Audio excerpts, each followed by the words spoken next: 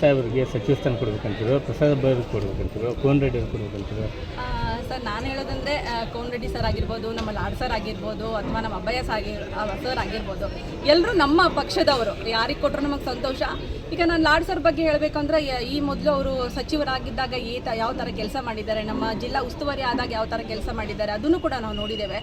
ಒಂದು ದಿನವೂ ಕೂಡ ಬಡವರ ಸೇವೆ ಮಿಸ್ ಆಗೋದಿಲ್ಲ. ಲಾಡ್ ಸರ್ ಬಗ್ಗೆ ಹೇಳಬೇಕಂದ್ರೆ, ಒಂದು ರೈತರಿಗಾಗಿರ್ಬೋದು, ಅಥವಾ ಬಡ ಜನರಿಗಾಗಿರ್ಬೋದು, ವಿದ್ಯಾರ್ಥಿಗಳಿಗಾಗಿರ್ಬೋದು, ಅಥವಾ ಯಾವುದೇ ಒಂದು ರೋಗಿಗಳಿಗಾಗಿರ್ಬೋದು, ಪೇಷಂಟ್ಸ್ಗಳಿಗಾಗಿರ್ಬೋದು, ಬುಕ್ಸ್ ಕೊಡೋದು, ಔಷಧಿ ಕೊಡೋದಾಗಿರ್ಬೋದು, ಅವ್ರ ಮನೆಗಳು ಬಿದ್ದಾಗ ಅವ್ರ ಮನೆಗಳಿಗೆ ಒಂದು ಆಶ್ರಯ ಕೊಡೋದಾಗಿರ್ಬೋದು, ಅಂಗಡಿ ಹಾಕ್ಕೊಡೋದಾಗಿರ್ಬೋದು, ಅವ್ರ ಸೇವೆ 1-2 ಅಲ್ಲ, ದೀನ ದಲಿತರ ಸೇವೆಯಲ್ಲಿ ಅವರಂತೂ ಎತ್ತಿದ್ಕೆ ಲಾಡ್ ಸರ್. ಅವರು ಹೇಗಿದ್ದಾರೆ ಅಂದರೆ, ನಮ್ಮ ಪಕ್ಷದಲ್ಲಿ ಇಡೀ ನಮ್ಮ ಧಾರವಾಡ ಜಿಲ್ಲೆಗೆ ಒಂದು ಕಿರೀಟ ಅಂತ ನಾವೇನು ಹೇಳ್ತೀವಿ, ಆ ಒಂದು ಕಿರೀಟಕ್ಕೆ ಒಂದು ಮಣಿ ಇರುತ್ತೆ ನೋಡಿ, ಅದಕ್ಕೆ ನಾವೇನಂತೀವಿ ಅದಕ್ಕೆ ಅಂದರೆ ಒಂದು ಮುತ್ತು ಅಂತ ನಾವು ಹೇಳ್ತೀವಿ, ಒಂದು ವಜ್ರಮಣಿ ಅಂತ ಹೇಳ್ತೀವಿ ಕಿರೀಟಕ್ಕೆ. ಅದೇ ಥರ ಅವರು ನಮ್ಮ ಧಾರವಾಡ ಜಿಲ್ಲೆಗೆ ಒಂದು ವಜ್ರಮಣಿ, ಆ ಕಿರೀಟಕ್ಕೆ ನಮ್ಮ ಲಾಡ್ ಸರ್ ಅವರು ವಜ್ರಮಣಿ ಅಂತ ನಾನು ಹೇಳ್ಬೋದು.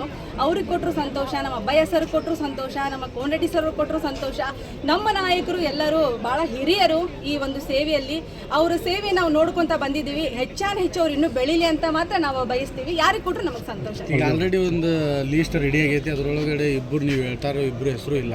ಸೊ ಅದು ಮುಂದಿನ ಹೋರಾಟ ಹೆಂಗ್ರಿ?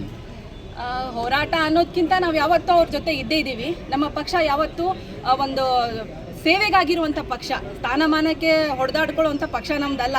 ಸೇವೆಗಾಗಿರುವಂಥ ಪಕ್ಷ. ಯಾರಿಗೆ ಕೊಟ್ಟರು ಕೂಡ ಒಂದು ಒಳ್ಳೆ ಸೇವೆನೇ ಮಾಡಿದ್ದಾರೆ. ಕೊಡದೇ ಇದ್ರೂ ಮುಂದೆ ಅದ್ರ ಬಗ್ಗೆ ಏನು ಯೋಚನೆ ಮಾಡೋಣ, ಪಕ್ಷ ಏನು ತೀರ್ಮಾನ ತಗೊಳುತ್ತೆ, ನಮ್ಮ ಹಿರಿಯ ನಾಯಕರು ಏನು ತೀರ್ಮಾನ ತಗೊಳ್ಳೋ ಅದಕ್ಕೆ ನಾವು ಬದ್ಧರಾಗಿದ್ದೀವಿ. Okay, thank you.